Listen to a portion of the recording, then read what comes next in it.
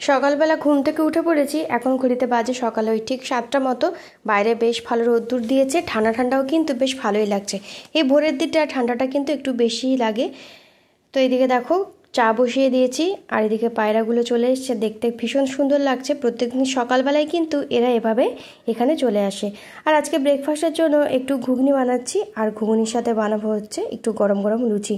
দিনটা হলো রবিবার, একটু দেরি করেই ঘুম থেকে উঠি প্রত্যেক দিন, কিন্তু আজকেও ঘুম থেকে তাড়াতাড়ি উঠে পড়েছি। ওই যে প্রত্যেক দিনের একটা অভ্যাসে দাঁড়িয়ে গেছে।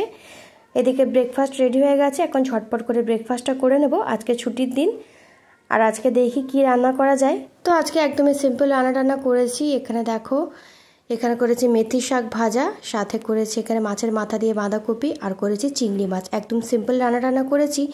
এসব করে এখন দুপুরবেলা একটু রেস্ট নেব। আর এদিকে দেখো মামাম তো সারাদিন বদমাইশি করে বেড়ায়, আর রবিবার হলেই কিন্তু একদমই দুপুরে ঘুমোতে চায় না। বাবার যেহেতু ছুটি থাকে, গোটা দুপুরটাই কিন্তু একদম ঘুমোতে চায় না। তো তারপরে বিকেলবেলা রেডি হয়ে গেছি। রবিবার দিন বাড়িতে থাকতে ইচ্ছে করে না, তো যাচ্ছি একটা খুব সুন্দর জায়গায়। আমাদের সামনেই এখানে একটা খুব সুন্দর বজরংবলীর মন্দির রয়েছে, সেখানে যাব ঘুরতে।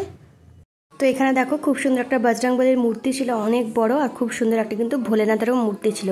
এখান থেকে খুব ছোট মনে হচ্ছে, কিন্তু সামনে থেকে অনেক বড় ছিল। তো তারপরে এই যে মন্দিরের ভেতরে প্রবেশ করছি। যেহেতু সেদিনকে রবিবার ছিল, অনেক পরিমাণে কিন্তু ভিড় ছিল।